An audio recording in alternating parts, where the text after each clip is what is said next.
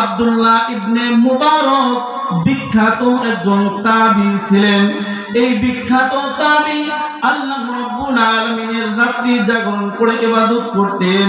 দিনের বেলায় তো কোনো নামাজকে কোনোদিন ছাড়তেন না, কিন্তু রাত্রি বেলায়ও গভীর রজনীতে উঠতেন, তাহাজ্জুদ নামাজ পড়তেন, কোরআন তেলাওয়াত করতেন আর সারা রাত্রি শেষ করে দিতেন। বন্ধু মুসলমান, এই ব্যক্তিটা পাশের বাড়িতে আরেকজন লোক ছিল, উনি ছিল কামার। উনি লোহা পিটাইতেন, লোহা পিটাইয়া পিটাইয়া দাও খুন্তা কুড়াল বানিয়ে বানিয়ে বাজারে বিক্রি করতেন, আর ওই টাকা দিয়ে সে সংসার চালাইতেন। হঠাৎ করে বিখ্যাত তাবী আব্দুল্লাহ ইবনে মুবারক উনি ইন্তেকাল করলেন। ইন্তেকাল করার কিছুদিন পর ওই সময়ের এক বিখ্যাত বুজুর্গ আল্লাহর ওলি আব্দুল্লাহ ইবনে মুবারককে স্বপ্নে দেখতেছেন। স্বপ্নের ভিতরে দেখতেছেন আব্দুল্লাহ ইবনে মুবারক জান্নাতের ভিতরে ঘুরতেছে। সুবহানাল্লাহ বলেন। কোথায় ঘুরতেছে? উনি স্বপ্নে দেখলেন যে জান্নাতের ভিতরে আব্দুল্লাহ ইবনে মুবারক ঘুরতেছে। তখন ওই আল্লাহ ওলি বললেন যে যেমন কাজ তেমন ফল। সুবহানাল্লাহ। যেমন কাজ করেছেন আল্লাহ রাব্বুল আলামিন তার বিনিময়ে আল্লাহ আপনাকে ওরকম শান শওকত দিয়েছেন। সুবহানাল্লাহ সুবহানাল্লাহ। বিখ্যাত বুজুর্গ যখন আব্দুল্লাহ ইবনে মুবারকের সাথে স্বপ্নের মাধ্যমে দেখা হলেন, আব্দুল্লাহ ইবনে মুবারক জান্নাতের ভিতরে ঘুরতেছেন। বিখ্যাত বুজুর্গ উনি বললেন যেমন কাজ করেছো আল্লাহ রাব্বুল আলামিন ওরকম একটা শান শওকত জান্নাত আপনাকে দান করেছেন। এই কথা বলতে বলতেই বন্ধু মুসলমান আব্দুল্লাহ ইবনে মুবারক বললেন আমাকে এই জান্নাতের ভিতরে দেখে আপনি আফসোস করতেছেন, কিন্তু আমি যেই জান্নাতের ভিতরে চলতেছি এই জান্নাতের মতো আরো অনেক বড় একটা জান্নাত আমার পাশের বাড়িতে যেই কামার ছিল ওই কামারকে এর চেয়েও বড় একটা জান্নাত আল্লাহ দান করে দিয়েছেন। সুবহানাল্লাহ সুবহানাল্লাহ। একটু জোরে বলতে পারলেন না? কি করতেছে? আব্দুল্লাহ ইবনে মুবারক বলেন যে আমাকে তো জান্নাত দিছে, আমার চেয়ে বড় একটা জান্নাত আমার পাশের বাড়িতে যেই কামার ছিল এই কামারকে ওই বড় জান্নাতটা দিয়ে দিছে। সুবহানাল্লাহ সুবহানাল্লাহ। বিখ্যাত বুজুর্গ এই কথা বলতে বলতে জাগনা হয়ে গেছে। উনি চিন্তা করলেন এই সময়ের বিখ্যাত তাবী আব্দুল্লাহ ইবনে মুবারকের মতো ইবাদত করেওয়ালা মানুষ তো আর আমি দেখি নাই, কিন্তু পাশের বাড়ির কামারকে কেন আব্দুল্লাহ ইবনে মুবারকের চেয়ে বড় জান্নাত দিলেন? তার অন্তরের ভিতরে কৌতূহল শুরু হয়ে গেল। বন্ধু মুসলমান, তখন ওই বিখ্যাত বুজুর্গ চিন্তা করলেন একজন স্ত্রী বলতে পারে তার স্বামীর অবস্থা। কথা বলেন ঠিক কিনা? এজন্য বিশ্ব নবী জনাবে মুহাম্মদুর রাসূলুল্লাহ সাল্লাল্লাহু আলাইহি ওয়াসাল্লাম বলেন কোন স্ত্রী যদি বলে আমার স্বামী ভালো তাহলে ওই স্বামী জান্নাতি, আর কোন স্বামী যদি বলে আমার স্ত্রী ভালো তাহলে ওই স্ত্রীও জান্নাতি। সুবহানাল্লাহ। তাহলে স্ত্রীর সাক্ষ্য স্বামীর জান্নাত। সুবহানাল্লাহ বলেন। আর স্বামীর সাক্ষ্য স্ত্রীর জান্নাত। সুবহানাল্লাহ। তাহলে এখান থেকে আমরা আরো একটা শিক্ষা পেলাম। কথা বলেন ঠিক কিনা? আব্দুল্লাহ ইবনে মুবারক যখন এই কথা বললেন, বলার পরে ওই বুজুর্গ বলতেছেন যে কামারের এমন কি গুণ ছিল যে গুণের কারণে যে আব্দুল্লাহ ইবনে মুবারকের মতো আল্লাহর ওলি তার চেয়েও বড় জান্নাত তার পাশের বাড়ির কামারকে দিয়ে দিয়েছেন। সুবহানাল্লাহ। এই কথা চিন্তা করে বললেন এটার একমাত্র সাক্ষ্য তার স্ত্রী দিতে পারে। সুবহানাল্লাহ। তার স্ত্রী দিতে পারে। এজন্য উনি পা পা করে হাঁটতে হাঁটতে তার কামারের বাড়িতে চলে গেলেন। সুবহানাল্লাহ।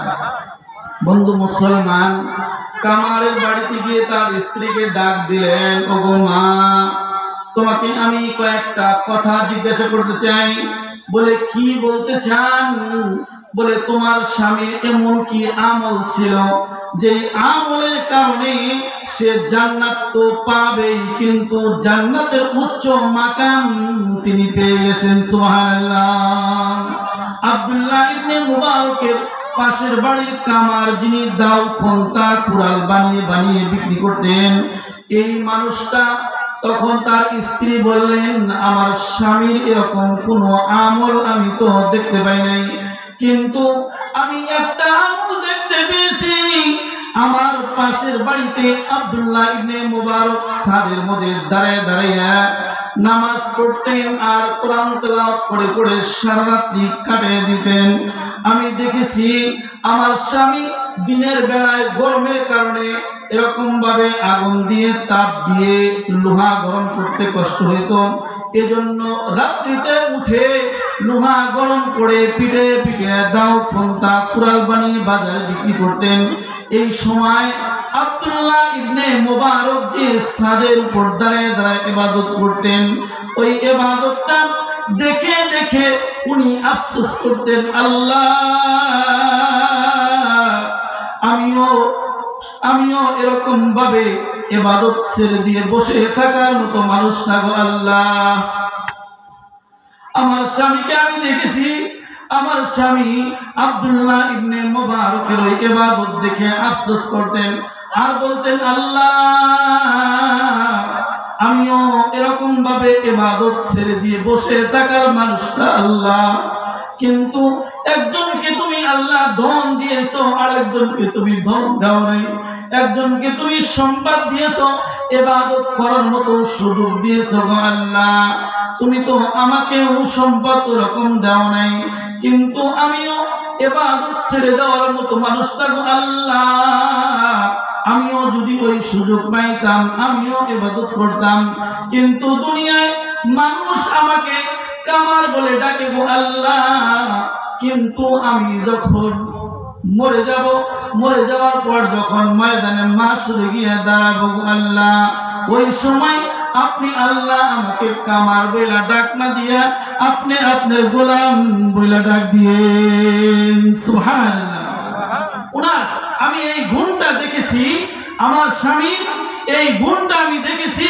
উনি আব্দুল্লাহ ইবনে মুবারকের ইবাদত দেখে উনি আফসোস করতেন যে উনাকে আপনি সম্পদ দিয়েছেন, উনি সারা রাত্রি জেগে জেগে ইবাদত করে আর আমাকে আগুন জ্বালিয়ে লোহা গরম করে পিটিয়ে পিটিয়ে দাও খুন্তা কুড়াল বানিয়ে বিক্রি করে তারপর আমাকে সংসার চালাইতে হয়, কিন্তু আল্লাহ দুনিয়ায় তো আমাকে মানুষ কামার বলে ডাকে, আল্লাহ ময়দানে মাশরে তুমি কামার বলে ডাক দিও না, আল্লাহ ময়দানে মাশরে গিয়ে আমাকে তুমি তোমার গোলাম বলে ডাক দিও। সুবহানাল্লাহ।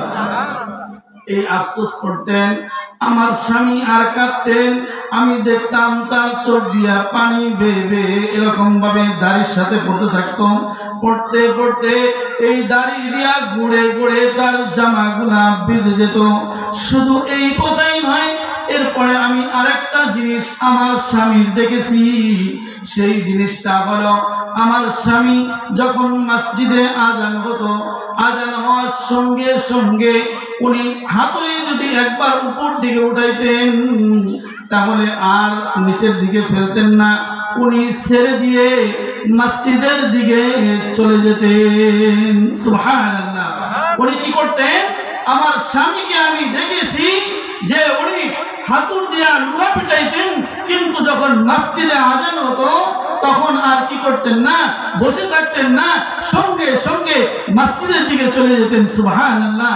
এটাই হচ্ছে এই আয়াতের যে শুরুর যে কথাটি বলেছিলাম যে আজান হওয়ার সঙ্গে সঙ্গে অন্তরের ভিতরে জাগনি দিয়ে যে না এখন আর কোনো কিছুই চলবে না, এখন যেতে হবে নামাজের দিকে। সুবহানাল্লাহ, ঠিক না? এজন্য মুমিন বান্দাদের এই গুণ থাকতে হবে। কি গুণ থাকতে হবে? যখন আজান হবে আর ঘরে বসে থাকা যাবে না। কথা বলেন ঠিক কিনা? আব্দুল্লাহ ইবনে মুবারক সারা রাত্রি ইবাদত করেছেন আর কামার আজান শোনার সঙ্গে সঙ্গে মসজিদে গেছেন। কামার ওই ইবাদত দেখে দেখে আফসোস করেছেন, এই আফসোসটা এবং আযান দেওয়ার পরে ছুটে মসজিদে যাওয়া এটা আল্লাহর কাছে পছন্দ হয়েছেন। এই জন্য আল্লাহ রাব্বুল আলামিন কি করেছেন, আব্দুল্লাহ ইবনে মুবারককে জান্নাত দিয়েছেন। ওই জান্নাতের চেয়েও বড় একটা জান্নাত আল্লাহ কামারকেও দিয়ে দিয়েছেন। সুবহানাল্লাহ।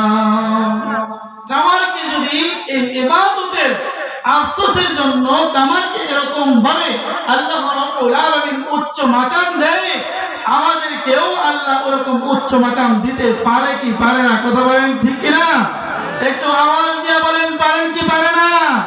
আল্লাহ রাব্বুল আলামিন ওই সময় যে আল্লাহ আব্দুল্লাহ ইবনে মুবারকের পাশের বাড়ির কামারকে জান্নাত দিয়েছেন, ওই আল্লাহ ওই সময় ছিল, এখন বুঝি ওই আল্লাহ নাই? কি বলেন? এখনো ওই আল্লাহ এখনো আছে। এজন্য আমাদেরকে ওই কামারের যে আল্লাহ, আমাদের ওই একই আল্লাহ, ওই আল্লাহকে আমরাও ডাকবো, তো আল্লাহ রাব্বুল আলামিন আমাদেরকেও জান্নাতের উচ্চ মাকাম দিয়ে দিয়ে। সুবহানাল্লাহ। এজন্য আল্লাহ রাব্বুল আলামিন বলেন, ইন্নামাল মুমিনুনা আল্লাযীনা ইযা যুকিরাল্লাহ ইন্নামাল মুমিনুনা আল্লাযীনা ইযা যুকিরাল্লাহ ওয়াজিলাত কুলুবুহুম ওয়া ইযা তুলিয়াত আলাইহিম আয়াতুহু যাদাতুহুম ঈমানাও ওয়া আলা রাব্বিহিম ইয়াতাওয়াক্কালুন।